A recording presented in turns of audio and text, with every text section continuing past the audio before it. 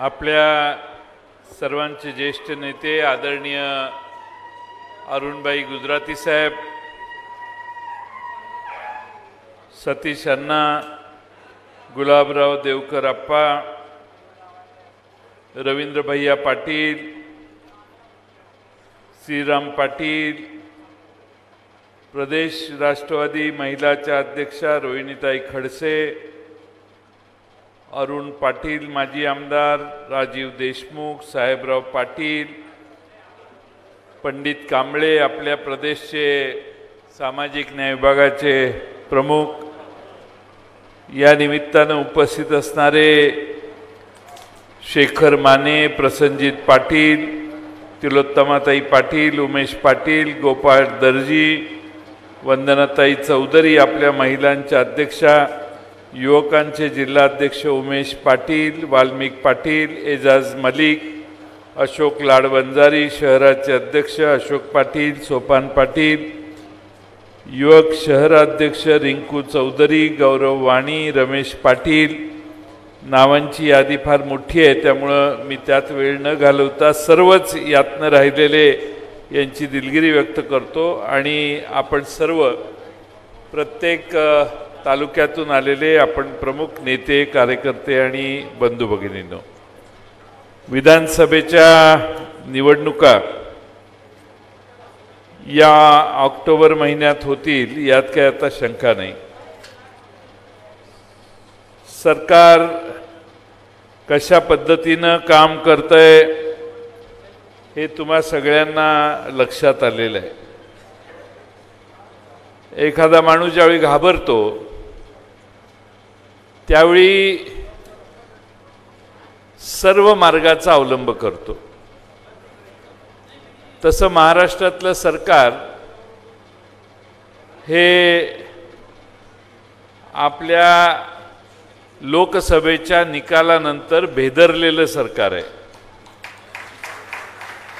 आणि त्यामुळं रोज सकाळी नवी घोषणा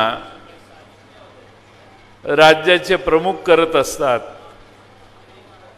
त्याचा फीडबॅक घेत असतात। आपल्या तिजोरीत किती पैसे आहेत याचा हिशोब न करता प्रचंड मोठ्या घोषणा आज चालू आहेत। आज महाराष्ट्रामध्ये या सरकारने केलेली 1.5-2 वर्षातली कामगिरी बघितली तर तुम्हा सगळ्यांना लक्षात येईल की अनेक प्रश्न या सरकारने महाराष्ट्रातल्या जनतेच्या समोर तयार केलेले आहेत। जवळपास 7,80,000 कोटी रुपयाचा बोजा सरकारवर कर्ज म्हणून आहे। आता यावर्षी आणखीन 1,10,000 कोटी रुपये कर्ज काढणार आहेत। म्हणजे राज्याचा कर्ज प्रत्येक माणसाच्या डोक्यावर साधारणपणे 65,000 रुपयाचा आहे। केंद्र सरकार भाजपच्या ताब्यात गेलं त्यावेळी देखील त्यांनी असंच केलं। 56 लाख कोटी रुपयाचं कर्ज त्यांनी 210 लाख कोटीपर्यंत पोहोचवलं। प्रचंड कर्ज काढल्यानंतर त्याची भरपाई पुढच्या पिढ्यांना करावी लागते। त्यामुळे कर्ज काढलं तर राज्याचं उत्पन्न वाढलं तर कोणाला काही चिंता वाटत नाही। पण हे उत्पन्न न वाढणाऱ्या सगळ्या योजना कर्ज काढून दिवाळी केल्यातला हा प्रकार आहे। आज राज्याच्या आर्थिक परिस्थितीचा प्रचंड बोजवारा या लोकांनी उडवलाय। पूर्वी अरुणभाई गुजराती देखील एकेकाळी अर्थमंत्री होते। मला वाटतं आपलं राज्य पहिल्या, दुसऱ्या, तिसऱ्या क्रमांकावरचं आता थेट 11व्या नंबरवर गेलेलं आहे। आपल्या डबल इंजिनमुळे आम्हाला दिल्लीचे पैसे मिळतात असे हे सांगतात। या वर्षीच्या 2024चं उदाहरण मी तुम्हाला सांगतो। केंद्र सरकारकडून यांना फक्त 60,000 कोटी रुपये मिळाले आणि उत्तर प्रदेशला 1,83,000 कोटी रुपये मिळाले. म्हणजे हे डबल इंजिन नाही आहे, तर हे ट्रबल इंजिन आहे. ट्रबल, त्रास देणारं इंजिन आहे. यांचा आपल्याला डबल इंजिन लावून, दुसरं इंजिन लावून, तिसरं इंजिन लावूनही केंद्र सरकारकडून यांना आवश्यक तेवढा निधी आणता येत नाही. बजेटमध्ये यांनी 60,000 कोटी धरले, तर ॲक्च्युली केंद्र सरकारकडून 50, 52,000, 48,000 कोटीच येतात. शेतकऱ्यांच्या बद्दल काय बोलावं हे तुम्हा सगळ्यांनाच माहिती आहे. पीक विम्याचे पैसे वेळेवर मिळत नाहीत. 1 रुपयाच्या विम्याची मोठी घोषणा केली. त्या विमा कंपन्यांना राज्य सरकार स्वतःच्या तिजोरीतून तिकडं प्रीमियम भरतं, तो हजारो कोटी रुपयाचा भरतं. पण महाराष्ट्रातल्या शेतकऱ्यांना दिलासा देण्याचं, मदत करण्याचं काम देशातल्या, राज्यातल्या विमा कंपन्या करत नाहीत. आणि केळीच्या उत्पादकांना माहिती आहे, संत्र्याच्या उत्पादकांना माहिती आहे, निर्यातीचं चुकीचं धोरण हे किती फटका आपल्याला सगळ्यांना बसतो. बांगलादेशमध्ये जाणाऱ्या मालावर त्या देशानं आयातीचा कर लावला. आपल्या सरकारने त्यांच्याशी बोलणं करून आयातीचा कर थांबवण्याचं काम केलं नाही.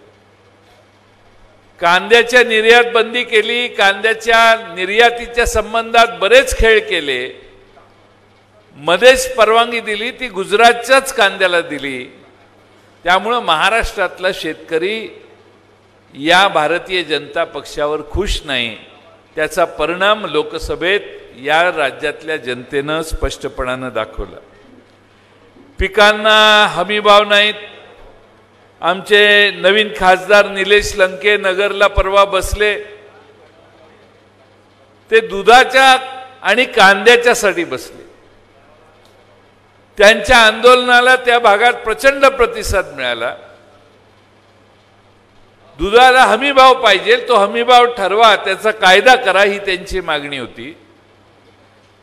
कांद्याची निर्यात नाही, शेतीमालाच्या निर्यातीबद्दल देखील एकदा स्पष्ट न बदलणारं धोरण तुम्ही ठरवा, ही त्यांची मागणी ते दिल्लीतही करतील. पण नगरला त्यांनी उपोषण किंवा धरणं धरण्याचं काम केलं. आज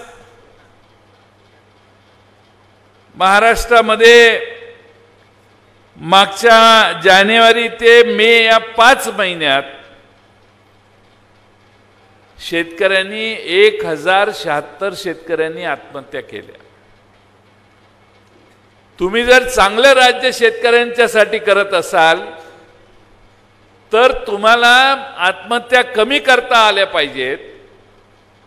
मुख्यमंत्री झाल्यावर या राज्याच्या मुख्यमंत्र्यांनी मोठी घोषणा केली, पण प्रचंड मोठ्या प्रमाणात आजही महाराष्ट्रातला शेतकरी निराश होऊन आत्महत्या करतोय. बेरोजगारांच्या बद्दलही मी तुम्हाला जास्त सांगायची आवश्यकता नाही. आता बेरोजगारीचा महाराष्ट्रातला दर 9% 11% गेलेला. काल परवा एअर इंडियाने का काहीतरी 2500 लोकांना घ्यायची जाहिरात काढली. मुंबईच्या एअरपोर्टच्या जवळ 25-30 हजार लोक एकमेकाच्या अंगावरून पुढे जायला लागले. गुजरातमध्ये देखील बेरोजगारांचा दर काही कमी नाही. या देशातल्या मोदी सरकारला, या देशातल्या उद्योजकांना गुंतवणूक आणण्यासाठी आणि उद्योजकांना प्रोत्साहन देण्यासाठी या सरकारला अपयश आलंय. देशात ज्या वेगानं कारखानदारी वाढवण्याची आवश्यकता होती ती वाढवली नाही. हाताला काम मिळत नाही, म्हणून आज देशामध्ये बेकारीचा उच्चांक या भाजपच्या धोरणामुळं देशभर आज पडायला लागलाय. आमच्या राज्यातले 1, 2, 3 प्रकल्प बाहेर गेले समजू शकतो. तब्बल 17 प्रकल्प राज्याच्या बाहेर गेले. पण राज्याच्या मुख्यमंत्री, उपमुख्यमंत्री ते थांबवण्यासाठी कुठले प्रयत्न करत नाहीत. आमच्या विद्यार्थ्यांची दर्जी इथे बसलेले आहेत का नाही आहेत? पेपर फुटीचा कार्यक्रमच असतो. किती महाराष्ट्रात पेपर फुटी, MPSCचा पेपर फुटला. तरुण मुलं, गोरगरीब घरातली मुलं आपल्या घराला परिस्थिती बदलण्यासाठी आपण शिकलं पाहिजे म्हणून शिकतात. 2-2, 3-3, 4-4 वर्ष अभ्यास करतात आणि परीक्षा देऊन परत आल्यावर कळतं कुठल्या तरी पेपर केंद्रामध्ये पेपर फुटला आणि पेपर फुटला म्हणून परीक्षाच रद्द होण्याचं एक मोठं संकट आता नव्या सरकारच्या कारकिर्दीत फार मोठ्या प्रमाणात बघायला लागले। त्यामुळे या राज्यातला विद्यार्थी देखील समाधानी नाहीये। दुसऱ्या बाजूला आज महाराष्ट्रात MIDC जिथं आहे तिथं उद्योग नाहीत आणि उद्योग जिथं आहेत तिथं MIDC नाही। मी उद्योग जिथं निघायला पाहिजेत, जिथं रोजगार निर्माण करायला पाहिजे, तिथं आम्हाला उद्योग नेता आलं नाही, ही आपली सर्वांच्या मनातली खंत आहे। आज महाराष्ट्रात 40 लाख युवक बेकार आहेत, 40 लाख युवक। आता तुमच्याकडे झाला असेल महारोजगार मेळावा, नमो महारोजगार मेळावा, जो मेळावा झाला असे एक नाही 425 नमो महारोजगार मेळावे महाराष्ट्रात झाले। नोकऱ्या किती लागल्या? सगळे मिळून 25,000, म्हणजे प्रत्येक नमो रोजगार योजनेत 60 मुलांना, सतीश यांना नोकऱ्या लागल्या असतील। घोषणा मोठ्या होतात पण मुलांना नोकऱ्या लागत नाहीत, कारण या महाराष्ट्रात गुंतवणुकीला सोयीचं खत पाणी घालेल असं वातावरण यांना ठेवता आलं नाही। म्हणून आमच्या महाराष्ट्रातली गुंतवणूक ही आज मित्रांनो कमी झाली, याची नोंद आपण घ्यावी। अलीकडे एक नवीन महाराष्ट्रातल्या सगळ्यांना माहिती आहे पण कोण बोलत नाही असा विषय आहे, तो म्हणजे भ्रष्टाचाराचा। किती भ्रष्टाचार असावा याला आता सुमार राहिलेला नाही। आता अलीकडे एक नारा सुरू झालेला आहे, भ्रष्टाचारांनी दिलेला नारा आहे की तुरुंगापेक्षा भाजप बरा। तुरुंगात जाण्यापेक्षा भारतीय जनता पक्षात गेलं तर सगळी दुरुस्ती होते, लफडं लागत नाही, मागं भोंगे लागत नाहीत। आज आमच्या महाराष्ट्रातल्या 25 नेत्यांच्या मागं भ्रष्टाचाराचे आरोप तुम्हीच केले। त्या 25 जणांच्या पैकी 23 जणांच्या चौकशा थांबलेल्या आहेत, का तर ते तिकडे गेले म्हणून। म्हणजे 25 जणांच्या मागं तुम्हीच आरोप केले आणि 23 नेत्यांच्या वरच्या आरोपांची पुढे काहीच चर्चा तुम्ही करत नाही। म्हणजे महाराष्ट्रातली जनता काही दूधखुळी आहे का? आणि म्हणून या सगळ्यांनी नेमका भ्रष्टाचार केला होता का? केला असेल तर कितीचा केला? त्यांना तुम्ही भीती दाखवलेली का?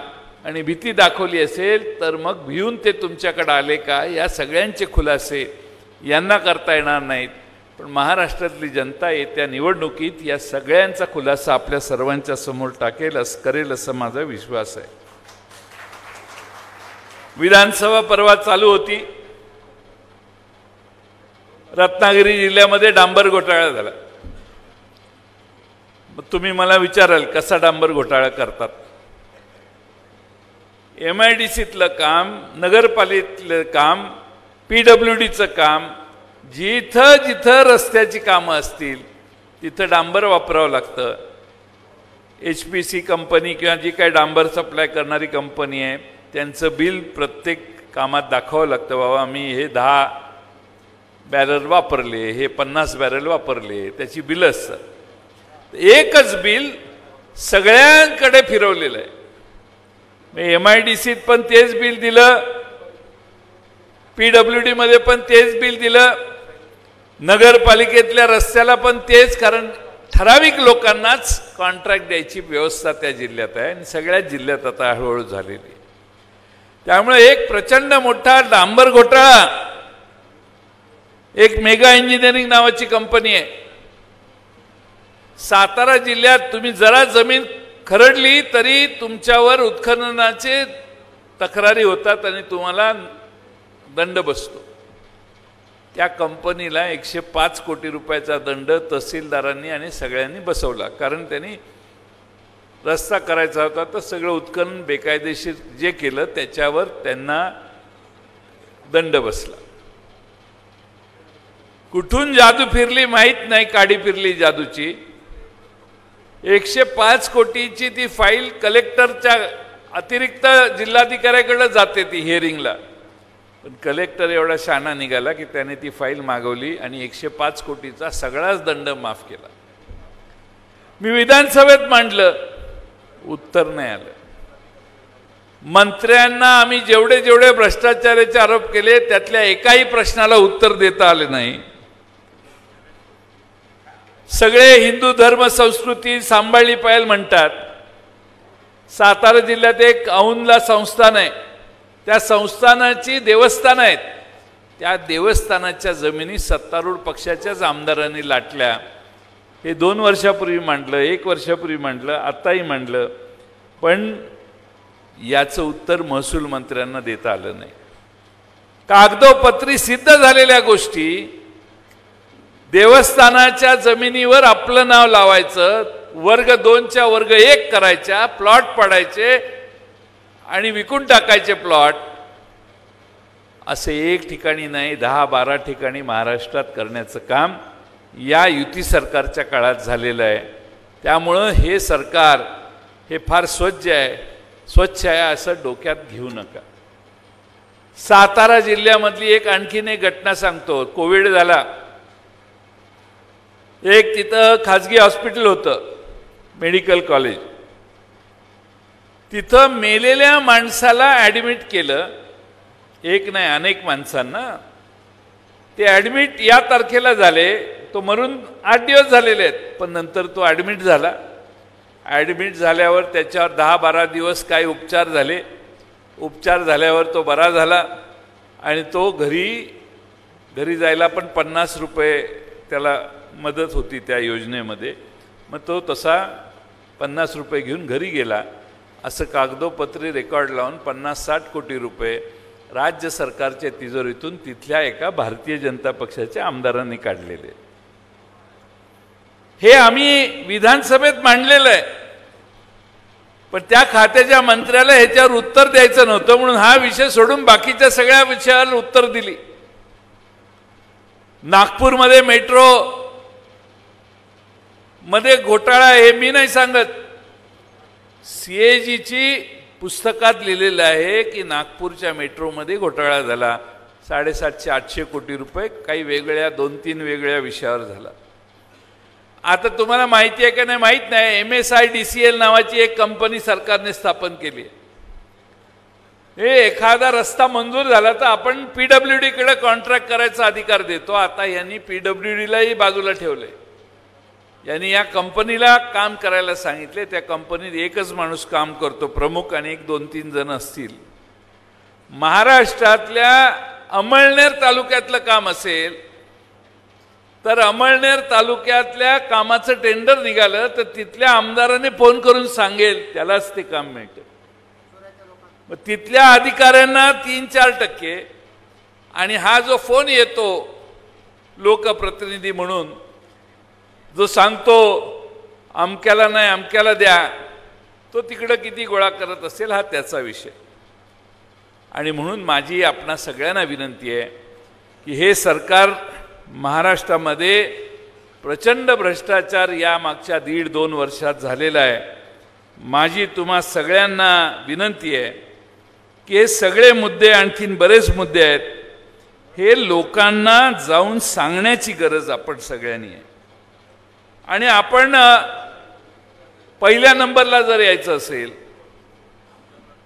तर आपण आपलं राज्य आल्यावर काय करायचं यासाठी आम्ही सगळ्यांनी काल परवा एक विषय मांडलेला आहे. महायुती सरकारचे काळे कारनामे हे एक पुस्तक आता आम्ही प्रसिद्ध केलेलं आहे. त्या पुस्तकाचं वाटप, येथील पुस्तक आता सगळीकडं वाटप करा. लोकांना छोट्या छोट्या बैठकात ते पुस्तक वाचून दाखवा. लोकांच्या लक्षात येईल की कसे घोटाळे मागच्या 1.5-2 वर्षात त्यांनी केलेले आहेत. आणि मग ही परिस्थिती जर असेल तर विद्यार्थ्यापासून वृद्ध लोकांच्या समोर या महाराष्ट्रात आपल्याला ह्या सगळ्या समस्या आहेत. हे सरकार बदलायची महाराष्ट्रातल्या जनतेची मानसिकता आहे, याच्यात माझ्या मनात काही शंका नाही. म्हणून आम्ही एक नवी योजना, नवा प्रस्ताव केलेला आहे. राष्ट्रवादी जाहीरनामा तयार करणार आहे. जाहीरनामा करण्याच्या आधी एक स्पर्धा काल परवा आम्ही मुंबईमध्ये घोषित केली. माझ्या स्वप्नातील महाराष्ट्र. माझ्या स्वप्नातील महाराष्ट्र हे एक अभियान आपला पक्ष राबवतोय. यामध्ये सगळ्यांना सहभागी करून घ्या. विद्यार्थी वक्तृत्व स्पर्धेत माझ्या स्वप्नातला महाराष्ट्र सांगू शकतील, निबंध ते इंस्टाग्रामवर सांगू शकतील, फेसबुकवर वेगळे योजनाच आहे ती मोठी. उत्तमात उत्तम कल्पना आणि तुम्हाला काय वाटतं की हे महाराष्ट्रात काय असलं पाहिजे हे 15 ऑगस्टपर्यंत आम्ही सगळ्यांना विचारतोय. तुम्ही देखील त्यात सहभागी व्हा. आपण आपलं सरकार येत असताना कशा पद्धतीचं सरकार असलं पाहिजे हे बघण्याचं काम आता 19 जुलैपासून 15 ऑगस्टपर्यंत जे अभियान आपण सुरू केलंय त्यात आपण सगळ्यांनी सहभागी जर झाला तर आम्हालाही कळेल की इथल्या केळी उत्पादकांना, इथल्या वेगळ्या व्यापारी, छोटे मोठे व्यापारी यांना, इथल्या तरुणांना, इथल्या विद्यार्थ्यांना, इथल्या वृद्ध लोकांना माझ्या स्वप्नातला महाराष्ट्र कसा असावा याविषयी आम्ही तुमच्याकडून सजेशन घेण्यासाठी ही योजना आहे आणि त्यात तुम्ही सगळ्यांनी सहभागी व्हा अशी माझी तुम्हा सगळ्यांना कळकळीची विनंती आहे. आज इथं येण्याचं कारण असं की लोकसभेच्या निवडणुका झाल्या. लोकसभेत मी ज्यावेळी अर्ज भरायला आलेलो त्यावेळी श्रीराम पाटलांचा आणि आपल्या करण पवारांचा अर्ज आपण भरला. त्यावेळी 42-43 डिग्री सेंटीग्रेड तापमान होतं. एवढ्या तापमानात प्रचंड गर्दी रस्त्यावर होती. म्हणजे आज जायला जागा नव्हती एवढी गर्दी अर्ज भरण्याच्या दिवशी झाली. मला वाटलं आपलं काम जमलं. आणि त्यामुळं आम्ही निश्चिंत होतो की या दोन्ही जागा महाविकास आघाडीच्या निवडून येतील. तुम्ही सगळ्यांनी तुमच्या परीने प्रयत्न केले पण महाराष्ट्रात सर्व ठिकाणी विजय झाला. पण दुर्दैवाने आपला जिल्हा पूर्णपणाने आपल्या दोन्ही जागा आपल्या पराभूत झाल्या. हे आम्हालाही थोडंसं मनाला लागलं. राष्ट्रवादीने मोजून बरोबर 10 जागा घेतलेल्या. आपण 14 जागा घेणार होतो पण काँग्रेस आणि शिवसेना यांना ॲकोमोडेट करण्यासाठी काही जागा सोडल्या आपण. पण 10 जागा लढवत असताना कुणालाही वाटलं नव्हतं की यांच्या 4 आणि 3 पेक्षा जास्त यायच्या. मी तर सांगायचो 4 पेक्षा जास्त सगळे असताना 4, सगळे गेल्यावर 4चे 5 झाले तरी मी समाधान आहे. पण जसा मी फिरायला लागलो त्यावेळी माझा अंदाज लक्षात आला की 7 जागा येतील, 8 जागा येतील. आमच्या महाराष्ट्रातल्या जनतेनं जवळपास 9 ठिकाणी फार चांगलं मतदान राष्ट्रवादीला केलं. 9वी जागा पिपाणी आणि तुतारी या गडबडीत गेली. 37,000 मतं पिपाणीला मिळाली आणि 34,000 काही मतं ही मताने आमचा उमेदवार पराभूत झाला. बाकीची कारणं आहेत. या निवडणुकात प्रचंड महापूर पैशाचा आम्ही बघितलं. म्हणजे एवढा प्रचंड महापूर पैशाचा आला की अनेक मतदारसंघ असे आहेत की ज्या ठिकाणी सकाळी 6-7 वाजताच 500 रुपये, 1000 रुपये पेमेंट मतदानाच्या दिवशी होत होतं. महाराष्ट्रामध्ये निवडणूक आयोग काय करतो? निवडणूक आयोग याकडे लक्ष का देत नाही? या पद्धतीनं एक TN सेशन म्हणून निवडणूक आयोग होते, आयुक्त होते. ते इतकं उत्तम काम त्यांचं होतं की त्यांनी सगळी यंत्रणा टाईट केलेली होती. एक माणूस इकडचा तिकडं होत नव्हता. पण आता निवडणूक आयोगाचं काम कसं आहे हे मी तुम्हाला सांगायची गरज नाही. आणि त्यामुळं हे एक विशेष सायकल आहे. पैसे कमवायचे, पैसे वाटायचे, निवडून यायचं, परत पैसे कमवायचे, पैसे वाटायचे, परत निवडून यायचं. ही महाराष्ट्रातली शृंखला मोडायचं काम आपण सगळ्यांनी केलं पाहिजे. आज महाराष्ट्रामध्ये शिवसेनेसारखा पक्ष फोडण्यात आला. राष्ट्रवादी काँग्रेस पक्षासारखा आपला पक्ष यांनी फोडला. याचं प्रायश्चित्त या महाराष्ट्रातल्या विधानसभेत आपल्याला यांना द्यायचं. याचं प्रायश्चित्त देत असताना आपणा सर्वांना माझी विनंती आहे, तुम्हा सगळ्यांना आज मी गटागटाने प्रत्येक विधानसभा मतदारसंघ वाईज थोड्या वेळाने भेटणार आहे, पण तुम्ही सगळ्यांनी घासून पुसून काम केलं पाहिजे. आपल्या मनासारखा उमेदवार असो अगर नसो, शेवटी तिकीट एकच आहे प्रत्येक मतदारसंघात. त्यामुळे जो जास्त लोकप्रिय त्याला तिकीट देण्याचं काम आपण करू, पण त्यावेळी आपण सगळ्यांनी पक्ष म्हणून काम करणं आवश्यक आहे. आज काही लोकांनी पक्षामध्ये प्रवेश केला, त्या सर्व मान्यवर नेत्यांचं, कार्यकर्त्यांचं आणि आमच्या गानकोकिला लांडगेताईंचं मी मनपूर्वक स्वागत करतो. एवढा सुंदर आवाज तुमचा आहे की इतकी उशीर आपली भेट कशी काय झाली. तुम्हाला यापूर्वीच्याही कार्यक्रमात आम्ही बोलवून गायला लावलं असतं. एवढा स्वागत गीती अतिशय तुम्ही सुंदर म्हणू शकाल. त्यामुळं आपण आज तिलोत्तमाताईंनी त्यांना आग्रहानं या ठिकाणी बोलवलं, तुम्ही आमच्या पक्षाचा स्वीकार केला, पक्षात आला, तुमचं स्वागत करतो. बरेचसे अमळनेर शहरातले आमचे नेते, तरुण युवा नेते आमच्या पक्षात आले, त्यांचं मी स्वागत करतो. परत आमच्या देवकर आप्पांच्या मतदारसंघातले अनेक मान्यवर नेते, तरुण कार्यकर्ते पक्षात आले, त्यांचंही स्वागत करतो. पक्षात आपल्या सर्वांचं स्वागत करताना येणाऱ्या महाराष्ट्रातल्या निवडणुका या आपण ठामपणाने लढवल्या पाहिजेत. विधानसभेत लोकसभेसारखंच होईल असं समजू नका. लोकसभेत इथं आपला पराभव झाला, पण पराभवातनं आपलं शहाणपण वाढेल आणि आपण विधानसभा अतिशय ताकदीनं लढवू शकू असा मला विश्वास आहे. श्रीराम पाटील हे राजकारणात पूर्ण नवखे आहेत, त्यामुळं नवा चेहरा, पारदर्शी चेहरा द्यायचा म्हणून श्रीराम पाटलांना सगळ्यांनी मान्यता दिली. श्रीराम पाटील उभे राहिले. श्रीराम पाटलांनी जमेल तेवढा प्रचार केला, सर्व ठिकाणी जाण्याचं काम केलं. ठीक आहे, अपयश ही श्रीराम पाटील यशाची पहिली पायरी असते. त्यामुळं तुमच्या या पहिल्या टप्प्यात अपयश जरी आलं तरी तुम्ही चिकाटीनं राष्ट्रवादीचं काम करून हा पक्ष या जिल्ह्यात वाढवण्याचं काम कराल असा विश्वास मी बाळगतो. आज आपण सर्वजण या ठिकाणी उपस्थित राहिलात. अलीकडे एक विशाळगडला घटना घडली. विशाळगडला अतिक्रमण होतं, हिंदूंचं होतं, मुस्लिमांचं देखील होतं. ते दूर करण्यासाठी प्रयत्न झाले, काहींनी स्टे घेतला होता. विशाळगड हा फार प्रचंड पाऊस पडणारा भाग, बराचसा काळ धुक्यातच असतो पावसाळ्यात विशाळगड. त्या ठिकाणी पावसाच्या आधी अतिक्रमण काढायला पाहिजे होतं किंवा नंतर काढायला पाहिजे होतं.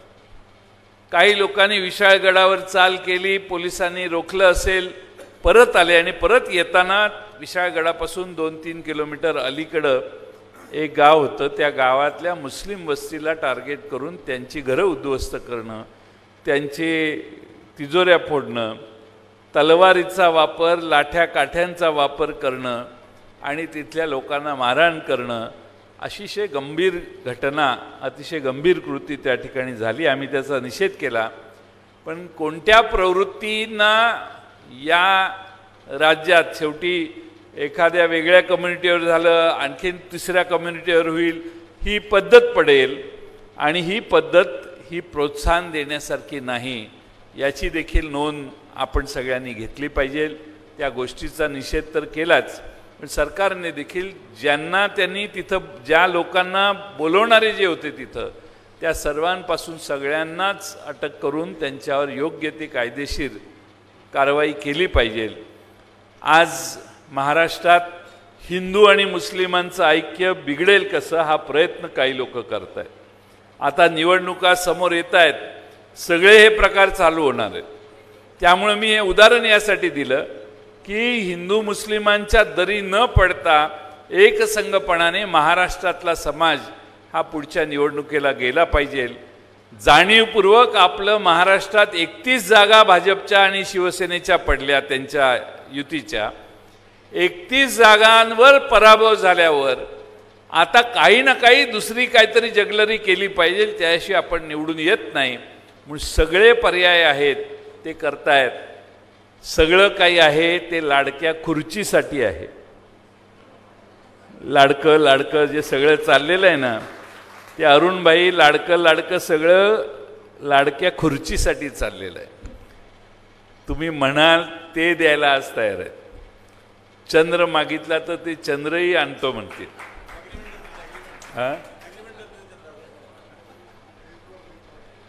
तुम्ही म्हणाल हीच टाइम आहे मागायचा, तुम्ही म्हणाल ते द्यायला तयार आहेत. कपडे काढून द्या म्हटले तर तेही देतील, काय प्रॉब्लेम नाही. पण लाडकी खुर्ची आहे, ती खुर्ची मला पाहिजे. आणि त्यासाठी राज्य कोणत्याही थरावर जाऊन राज्याची आर्थिक परिस्थिती काहीही झाली तरी चालेल, पण मला सत्तेवर यायचं, सत्तेवर आल्यावर बघू काय करायचं ते, अशी मानसिकता आहे. आम्हाला एक जबाबदार सरकार महाराष्ट्रात द्यायचं आहे. उद्धव ठाकरे, शिवसेना, काँग्रेस आणि राष्ट्रवादी शरदचंद्र पवार पक्ष या तिघांचं एक जबाबदार सरकार राज्यात धर्माधर्मात जाती जातीत समतोल ठेवेल, प्रत्येकाला जगण्याचा पूर्ण विश्वासाने हक्क देईल आणि महाराष्ट्रातल्या तरुण लहान शाळेत जाणाऱ्या मुलांपासून वृद्धांपर्यंत आपलं हे राज्य आहे आणि सन्मानाने आम्हाला जगण्याची संधी या सरकारने दिलेली आहे. ही भावना पुन्हा एकदा महाराष्ट्रात निर्माण करण्याचं काम आपण सगळे करू. आणि त्यासाठी या लोकसभा मतदार या जिल्ह्यामध्ये लोकसभा जळगाव आणि रावेर या दोन्ही ठिकाणी ज्या जागा येतात त्या सर्व जागा निवडून महाविकास आघाडीची येण्यासाठी आपला प्रयत्न आहे. तुमच्याकडे एखाद्या वेळी राष्ट्रवादी लढत नसेल, ती जागा शिवसेनेला मिळाली असेल तर शिवसेनेचं काम करू, काँग्रेसला मिळाली असेल तर काँग्रेसचं काम करू. पण आता सरकार येण्यासाठी थोडासा त्याग तुम्ही सगळ्यांनी आपण सगळ्यांनी करूया, तेही आपल्यासाठी मदत करतील.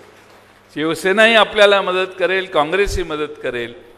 पण आपल्याला सरकार आणायचंय हे डोक्यात ठेवा. आपण सगळ्यांनी महाराष्ट्रातल्या जनतेला, महाराष्ट्रातल्या शेतकऱ्यांना, केळी उत्पादकांना, सोयाबीन उत्पादकांना, कांदा उत्पादकांना, दूध उत्पादकाला न्याय देण्यासाठी व्यवस्था आम्ही जाहीरनाम्यात व्यवस्थितपणानं आपल्यासमोर मांडू.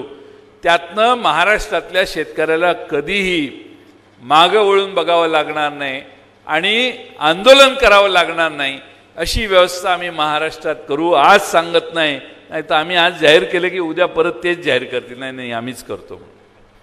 पण आम्ही योग्य अशा पद्धतीनं आमच्या जाहीरनाम्यामध्ये तिन्ही पक्षांचा जाहीरनामा येईल एकत्रित, त्यावेळी आम्ही ते जाहीर करू.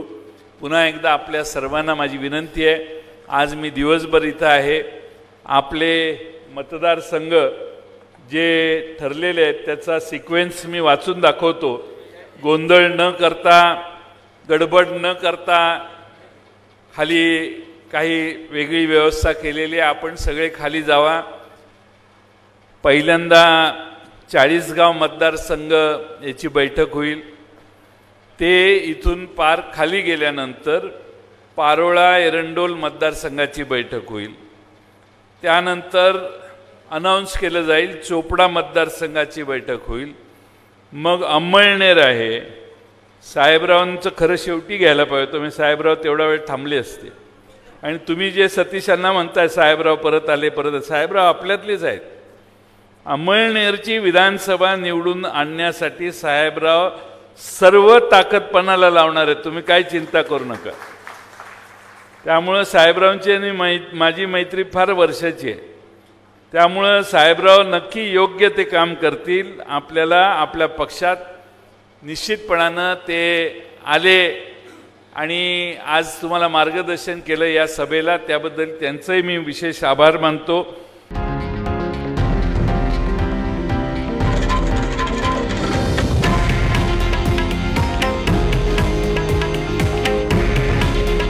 हे आहे देशातील नंबर 1 न्यूज नेटवर्क आणि आपण पाहत आहात TV9 मराठी. काळजी तुमची, हित महाराष्ट्राचं.